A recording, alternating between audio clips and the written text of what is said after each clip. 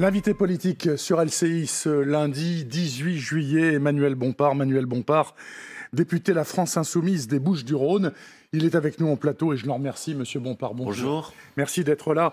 Monsieur Bompard, est-ce qu'il y a au sein de La France Insoumise une affaire Mathilde Panot? On va parler du projet de loi, je vous en prie, il n'y a aucun problème, mais il y a beaucoup d'actualité politique. Et ça fait partie de l'actualité politique. Est-ce que ce qu'elle a dit vous semble discutable, contestable, critiquable? Ce qu'a dit Mathilde Panot ce week-end est un fait. C'est un fait que le président de la République a, il y a quelques mois de ça, tenu des propos visant d'une certaine manière à réhabiliter Philippe Pétain en disant que c'était un grand soldat, en disant effectivement dans la même phrase aussi qu'il y avait une part sombre, une part d'ombre de Philippe Pétain. Et je crois malheureusement que c'est une forme de réhabilitation de Philippe Pétain dont on n'avait pas besoin dans notre pays. Et Mathilde Panot a, ce week-end, rappelé ces faits. Donc j'ai un peu de mal à comprendre la polémique et la réalité de ce qu'on lui reproche. Donc vous, en tout cas Manuel Bompard, sur ce qu'a dit Mathilde Panot, et sur sa référence aux propos du président en 2018 qui a dit « c'est le vainqueur de Verdun, c'était un grand soldat, etc. » Ensuite, il s'est perdu. Il s'est perdu de mémoire, c'est ce qu'avait dit Monsieur le Président. Ça vous semble pas critiquable? Mais voilà, point final. D'abord, Mathilde Panot a dit, et c'était légitime de le faire ce week-end, puisque c'était les 80 ans du triste anniversaire de la rafle du Veldiv. Donc Mathilde Panot a dit hommage, bien sûr, aux victimes. Hommage aux Juifs de France qui ont été frappés au cœur. Non, elle n'a pas parlé des Juifs. Voilà. Mais monsieur, je suis en train de répondre à une question. Si vous voulez, vous pouvez immédiatement essayer de me sauter dessus, mais je pense que tout le monde dans ce pays sait ce qu'est la rafle du Veldiv, malheureusement.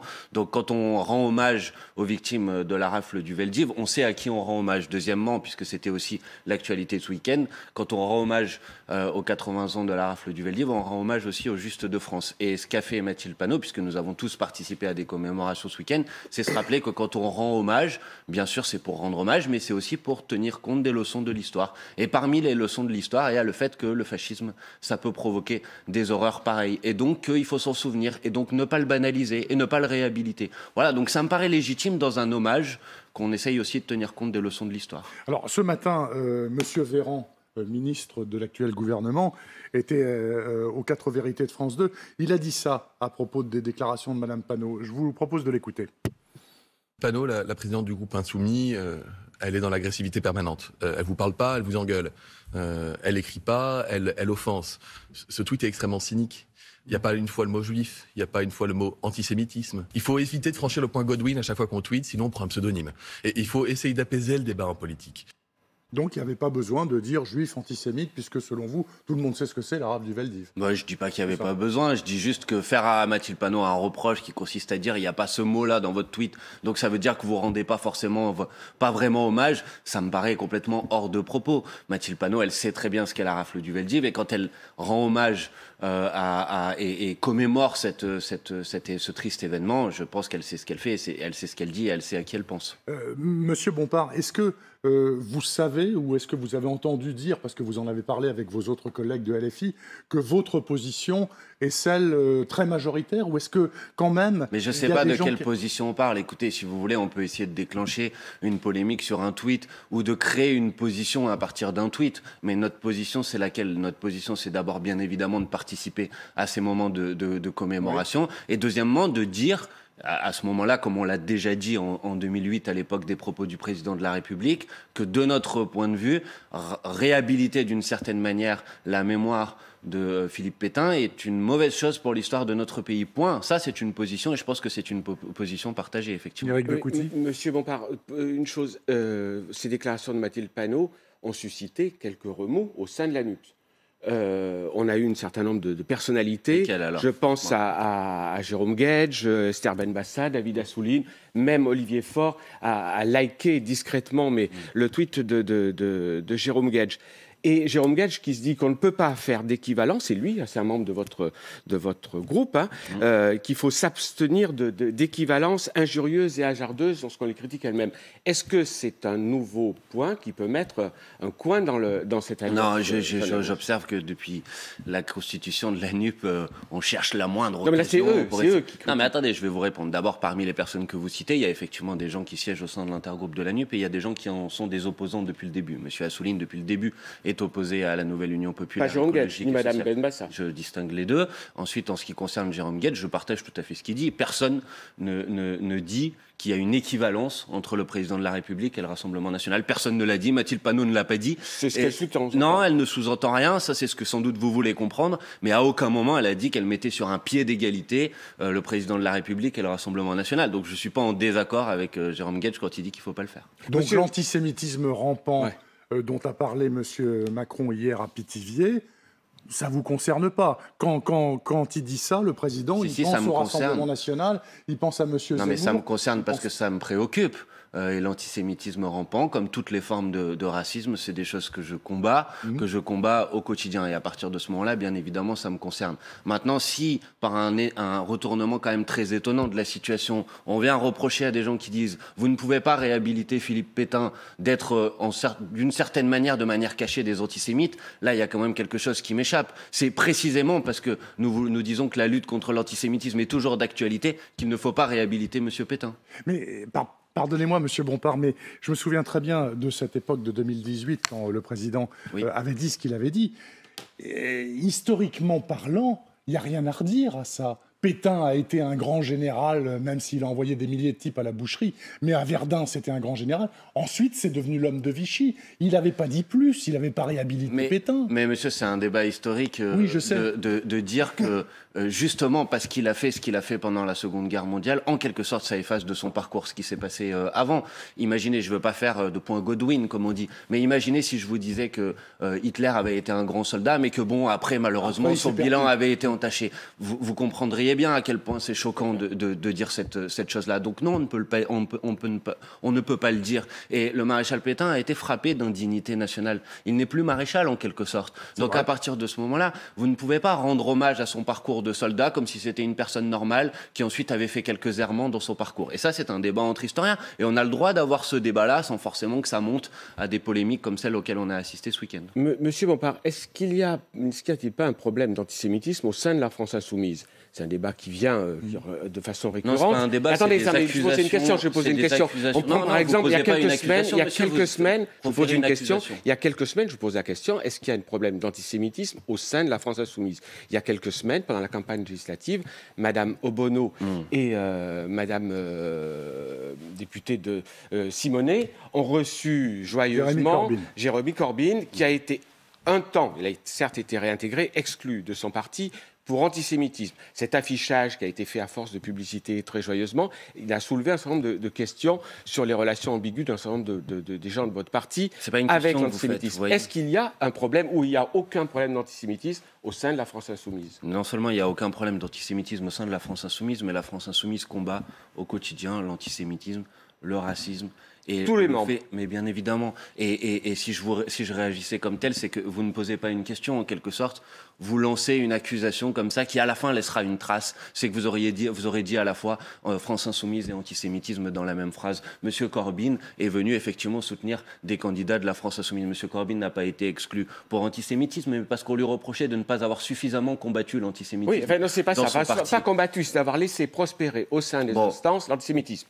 Bon, c'est une accusation dont il s'est défendu et sur laquelle sans doute que ce matin c'est pas le moment de l'examiner en détail. Mais il n'y a aucune forme de complaisance de qui que ce soit avec l'antisémitisme au sein de la France insoumise. Nous combattons le racisme, nous combattons l'antisémitisme et toutes celles et ceux qui essayent de nous salir dans cette polémique devraient arrêter de le faire parce qu'à mon avis, elles ne rendent pas d'ailleurs service à la lutte légitime et toujours indispensable qu'il faut mener contre l'antisémitisme. La France insoumise lutte également contre les atteintes faites aux femmes, et elles sont nombreuses. Monsieur Coquerel a des problèmes avec la justice. Peut-être il en sortira totalement blanchi, c'est en cours, enfin, voilà. En toute logique, j'avais cru comprendre qu'il aurait dû sortir de ses fonctions le temps que... Ah bon? Non. Qui a dit ça? c'était pas la règle applicable au sein de LFI ? Je vous mets au défi de trouver n'importe quel propos de notre part qui posait ce type de règle. Lorsque des personnalités ont été mises en cause pour des faits, une procédure judiciaire, vous avez dit que ces gens-là, on pense à Damien Abad, vous avez dit que les faits sont différents, mais il y a une procédure judiciaire qui a été ouverte là aussi, qui devait se dégager pendant le temps que la justice se prononce. Mais vous êtes d'accord, pour M. Abad, vous parlez d'accusation de viol. Oui. C'est ça, trois accusations de viol, dont 2 personnes qui accusent M. Abad de les avoir violés après les avoir drogués. C'est bien de ça dont on parle. Bon, donc ça, c'est des faits qui sont des faits extrêmement graves. Et à partir de ce moment-là, on peut considérer que si c'est fait, même si bien évidemment Damien Abad s'en défend, et il a le droit à la présomption d'innocence, c'est une évidence, mais que pour autant les faits sont suffisamment graves et le nombre de témoignages suffisamment important pour dire que par mesure de prudence, il vaut mieux qu'il ne soit pas membre de ce gouvernement. Vous pouvez, si vous voulez, considérer qu'on peut mettre sur un pied d'égalité les faits qui sont reprochés à Damien Abad et les faits qui sont pas savoir qu'il y a une procédure judiciaire. Il y a une procédure judiciaire. Mais si précisément vous les mettez sur un pied d'égalité, puisque vous me demandez d'y apporter la même réponse. Or, précisément parce que je ne les mets pas sur un pied d'égalité, je n'apporte pas la même réponse. Donc maintenant, il y a effectivement une enquête qui a été ouverte. Par la voix de son avocat, Éric Coquerel a dit qu'il était prêt à répondre à ces accusations qu'il conteste et qu'il dénonce. Et puis, l'enquête... Donc, pas question de mise en retrait d'Éric Coquerel, même le temps de l'enquête judiciaire. Non, je ne crois pas que ce soit ce qu'il faille faire dans cette situation. Jean-Luc Mélenchon a dit, juste une toute petite question, a dit que cette affaire-là, je reprends le tweet, c'est une mesquine diversion destinant à le salir sans cause. Il y a une procédure judiciaire. Est-ce que vous pensez, comme Jean-Luc Mélenchon, qu'il y a une instrumentalisation, grosso modo, si je relis ce tweet, un complot contre Éric Coquerel et la France Insoumise? Non, vous relisez pas ce tweet, vous l'interprétez à votre manière. Je relis. Mesquine diversion destinée à le salir sans cause. Mesquine diversion destinée à le salir sans cause, ça veut dire qu'il y a sous-entendu, il y a... Non, évitez le plus simple dans le débat politique. Alors, mesquine diversion, vous pensez qu'il y a une mesquine diversion destinée à le salir? Sur tous les sujets, vous voyez, vous interprétez, vous donnez votre lecture des faits. Alors, est-ce qu'il y a, selon vous, une mesquine diversion destinée à salir Éric Coquerel sans cause? Écoutez, je pense que depuis qu'Éric Coquerel a été élu à la présidence de la Commission des Finances, il y a effectivement une partie de la classe politique qui ne s'en remet pas. Dire ça et chercher de ce point de vue-là ensuite à donner beaucoup d'écho à ces accusations, ça me paraît une évidence. Est-ce que pour autant les femmes qui parlent participent de ce complot? Moi, j'ai jamais eu ce type de propos. Je considère qu'il faut toujours tenir compte de la parole des femmes quand elles s'expriment. Mais pour autant, on peut aussi dire que, par exemple, une personne qui dit le samedi que les accusations dont elle se fait l'écho sont des accusations qui ne sont pas légalement répréhensibles et qui ensuite le dimanche va devant la justice, là il y a manifestement une contradiction dans les termes qui nécessite à mon avis une grande prudence dans le traitement de cette affaire. Maintenant il y a une enquête judiciaire, Éric Coquerel s'en défendra et j'en suis certain qu'il sera blanchi à la fin. Manuel Bompard, l'Assemblée nationale va commencer à travailler sur le projet de loi pouvoir d'achat. Au point où il en est, là, c'est le début. Bon, au point où il en est, est-ce qu'il y a des choses là-dedans qui vous semblent déjà très bien et pour lesquelles vous donnez votre blanc-seing, il n'y a aucun problème? Non, bien sûr. Écoutez, on est au début de l'examen. Oui. On va voir quels sont les amendements qui sont repris, quels sont les amendements qui ne sont pas repris. Mais a priori, à la vue du texte tel qu'il arrive devant l'Assemblée nationale, il y a un problème de logique politique dans ce texte. Laquelle? D'abord parce qu'on multiplie les primes, les chèques, et on laisse de côté les salaires. Et moi, c'est une logique politique avec laquelle je suis en désaccord. Je pense que ce qu'il faut faire, c'est augmenter les salaires, des acquis de long terme, des acquis qui s'inscrivent dans une forme de pérennité, et puis des acquis qui participent au financement de notre protection sociale, de notre système de retraite. Parce que quand vous avez des primes ou quand vous avez des chèques, à la fin, ça ne cotise pas. Ça ne participe pas à financer votre retraite, votre assurance maladie, etc.